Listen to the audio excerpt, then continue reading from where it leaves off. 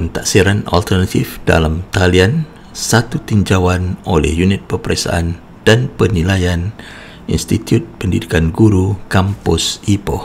Semenjak pandemik wabak COVID-19 melanda negara kita, pelaksanaan pentaksiran akhir secara bersemuka yang telah digunakan oleh Institut Pendidikan Guru Malaysia sejak dahulu lagi kini telah beralih kepada kaedah pentaksiran alternatif dalam talian. Pelaksanaan pentaksiran alternatif dalam talian bertujuan mengukur pencapaian pelajar secara individu berdasarkan hasil pembelajaran yang ditetapkan serta memelihara sebaik mungkin berdasarkan situasi semasa aspek keabsahan dan keadilan dalam pelaksanaan pentaksiran. Antara pentaksiran alternatif yang digunakan termasuklah take home examination, soalan aneka pilihan melalui Google Form, penghasilan video dan lain-lain medium yang bersesuaian dengan jam pembelajaran. Pelaksanaan pentaksiran alternatif dalam talian di IPG Kampus Ipoh ini merupakan kali pertama. Tanpa data dan maklumat yang tepat, agak sukar untuk mengenal pasti masalah yang wujud dalam pelaksanaan pentaksiran alternatif dalam talian. Kajian tentang pelaksanaan penilaian alternatif dalam talian di IPG juga belum pernah dijalankan. Oleh itu, usaha awal ini adalah untuk mengenal pasti masalah pelaksanaan pentaksiran alternatif dan cara untuk meningkatkan keberkesanan pentaksiran alternatif dalam talian di IPG Kampus Ipoh. Objektif kajian. Terdapat dua objektif kajian yang telah ditetapkan, iaitu pertama, meningkatkan keberkesanan pelaksanaan pentaksiran alternatif dalam talian, dan kedua, mengenal pasti masalah dalam pelaksanaan pentaksiran alternatif dalam talian. Persoalan kajian. Kajian ini dijalankan untuk menjawab persoalan berikut. 1. Sejauh manakah pengetahuan pentaksiran, kemahiran teknikal dan keuntuhan internet mempengaruhi pentaksiran alternatif dalam talian? Kedua, adakah masalah yang dihadapi oleh pensyarah ketika melaksanakan pentaksiran alternatif dalam talian? Ketiga,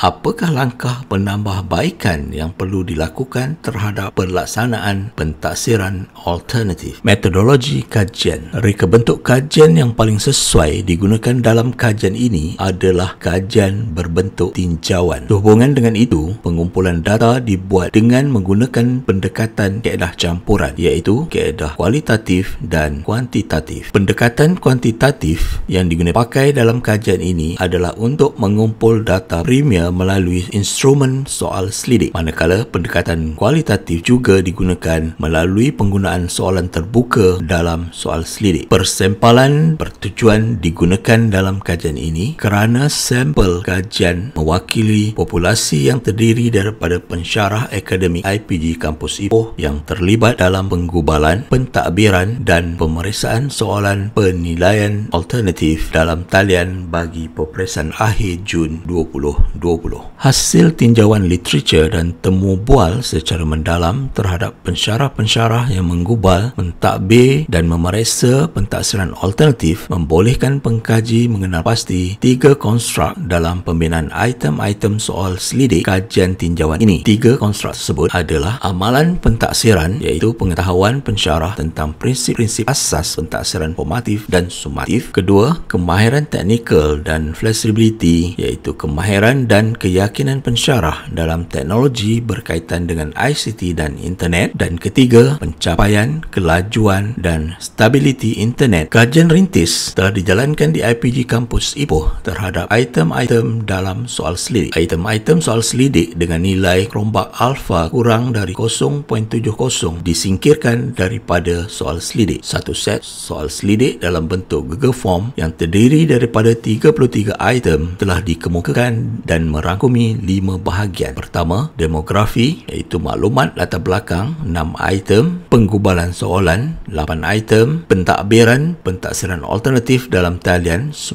item, pemeriksaan skrip jawapan dalam talian penilaian alternatif 5 item dan langkah-langkah penambahbaikan 4 item. Analisis data kajian. Data dianalisis menggunakan SPSS. Analisis data melibatkan statistik deskriptif, iaitu mean dan sisihan piawai untuk item-item skala Likert. Manakala statistik inferential digunakan untuk mengkaji hubungan di antara tiga konstruk utama, iaitu amalan pentaksiran, kemahiran teknikal dan flexibility, dan pencapaian kelajuan dan stability internet. Statistik deskriptif dalam bentuk markah min dan peratus yang digunakan untuk menjelaskan demografi responden soal selidik berkenaan dengan tempat pelaksanaan pentaksiran alternatif dan pencapaian internet pensyarah, penggubalan soalan, pentadbiran, pemeriksaan skrip jawapan dan langkah-langkah penambahbaikan pentaksiran alternatif. Pengkodan secara induktif digunakan untuk menganalisis soalan jenis terbuka kerana dalam tinjauan ini pengkaji bekerja atas premis bahawa tiada tema atau istilah tertentu yang ditetapkan dalam analisis data kualitatif. Dapatan kajian dan perbincangan. Capaian internet. 65.2%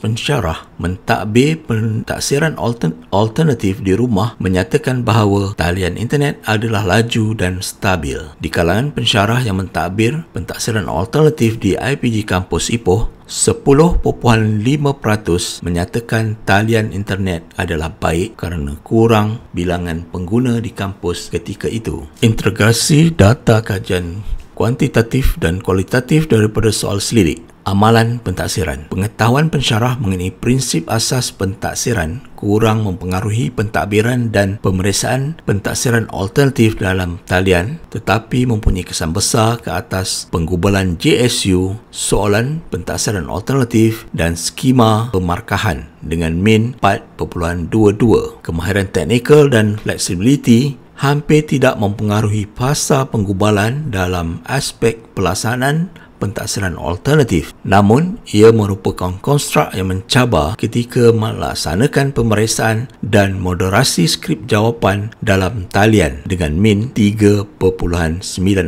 manakala aspek kemahiran teknikal dan flexibility pula kurang mempengaruhi fasa pentadbiran pentaksiran alternatif kerana pensyarah diberi flexibility dalam menggunakan pelbagai medium atau pelantar dalam talian. Pencapaian kelajuan dan stability internet sama ada di rumah atau di IPG Kampus Ipoh. Muat naik soalan oleh pensyarah min 4.44, muat turun soalan oleh pelajar min 4.20, muat naik skrip jawapan oleh pelajar 4.13, penerimaan skrip jawapan pelajar oleh pensyarah 4.18. Pensyarah bersetuju dengan min 4.15 bahawa JSU dapat dibina dengan mudah untuk pentaksiran alternatif. Mereka juga bersetuju dengan min 4.40 bahawa kertas pentaksiran alternatif yang digubal dapat mentaksir semua HPK dalam RMK. Begitu juga dengan penyemakan kertas pentaksiran alternatif oleh SME dengan min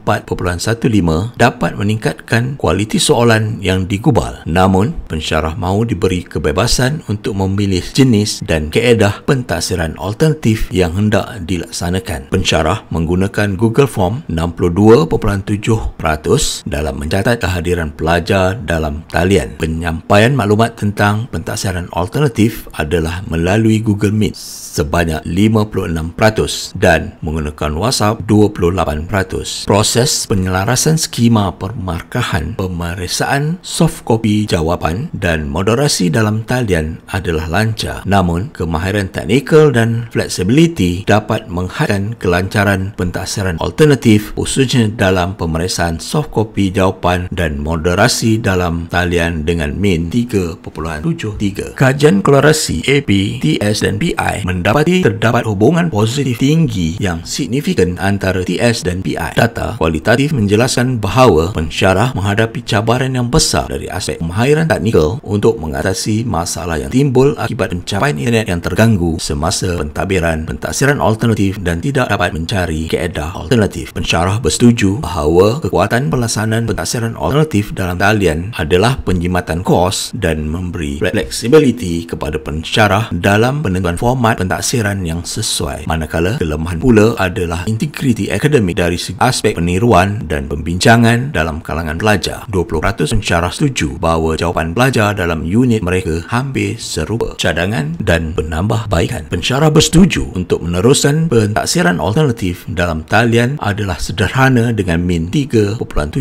dan akan lebih lancar jika sokongan teknikal disediakan dengan min 4.22 serta capaian kelajuan internet diperbaiki dengan min 3.73. Cadangan penambahbaikan lain juga disarankan bahawa jenis dan kaedah pentaksiran alternatif dalam talian haruslah ditetapkan oleh pihak IPGM. Pelajar perlu diberi taklimat tentang integriti akademik dalam pentaksiran alternatif dalam talian serta pihak IPGK menyediakan sokongan teknikal yang lebih baik dan stabil. Sekian, terima kasih.